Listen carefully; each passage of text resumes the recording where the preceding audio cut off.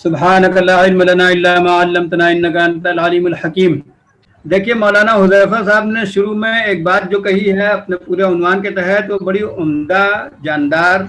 کہ علم کلام کے اصولوں سے جس فن کی تدوین ہوئی، اب جو دور چل رہا ہے اس میں اور آج کے دور میں ایک تسلسل ہے۔ اور مولانا افتخار صاحب نے ایک بات کہی کہ پہلے کے اصولوں پر پڑی ہوئی گرد کو ختم کرنے کا نام تجدید ہے،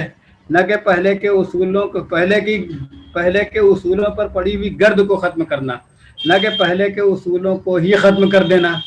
یہ دو باتیں اگر آپ یاد رکھیں گے تو اس کے بعد پھر جو مولانا حذیفہ صاحب نے کہا کہ یہ اصل میں جدید علم کلام جو کہا جا رہا ہے، اس کو اگر تجدید علم کلام کہا جائے،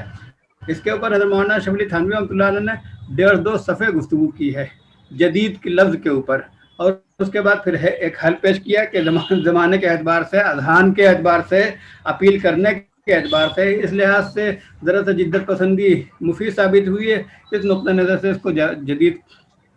کہا جا سکتا ہے۔ بہرحال آج جو گفتگویں آئی ہیں سامنے، وہ بڑی معلوماتی اور نہایت عمدہ طریقے سے، وقت اتنا کم، اتنی تنگی اس کے اندر رہی کہ جس کی وجہ سے اب یہ دیکھیے ابن حزم کے اوپر جو مولانا کمال الدین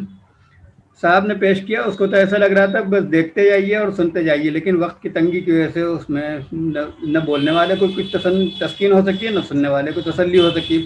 الاشعری کے اوپر جو کچھ مولانا شمس الہدیٰ صاحب نے پیش کیا، الباہلی اور الباقلانی وغیرہ کا اعترافات جو دکھلائے، اور پھر بو علی جبائی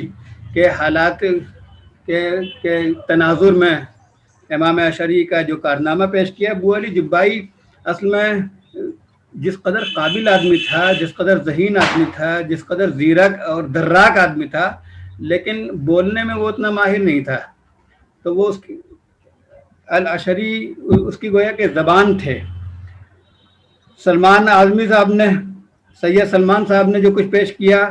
وہ بس وہ چل ہی رہا تھا کہ پھر میرا وہ ڈسکنیکشن ہو گیا۔ لیکن یہ سب چیزیں دیکھیے، اس سے تو یہ تو فائدہ ہو ہی رہا ہوگا کہ جیسے مولانا سلیمان فاروقی صاحب نے کہا، جو انہی کے حالات جو کچھ پیش کیے انتہائی زبردست، انتہائی زوردار، کہ ان کو پڑھنے اور سننے کے بعد جیسے آنکھیں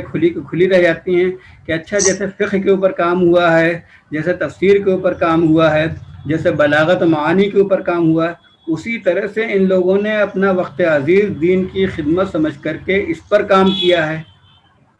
تو اس حیثیت سے سارے ہی مقالے بڑے شاندار تھے اور ان لوگوں نے بڑی محنت کی۔ اور اس کے بعد اب آگے کا اعلان مولانا حذیفہ صاحب سے اور رائے مشورہ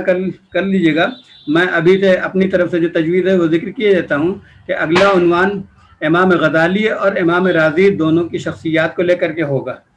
دونوں کی شخصیات کو لے کر کے رہے گا، اور امام غزالی امام رازی کے حوالے سے جتنے ذیلی موضوعات بن سکتے ہوں وہ سب بنا لیے جائیں گے۔ لیکن ایک بات کا خیال رہے کہ منقذ من الضلال کا جو حوالہ اور جو صراحت کے ساتھ اس کی عبارت پیش کی مولانا حذیفہ صاحب نے، یہ چیزیں ذرا سا چونکانے والی ہیں، اور امام غزالی کا جب مطالعہ کیا جائے تو اس کتاب کو ضرور پیش نظر رکھی جائے۔ اسی طرح سے امام رازی کی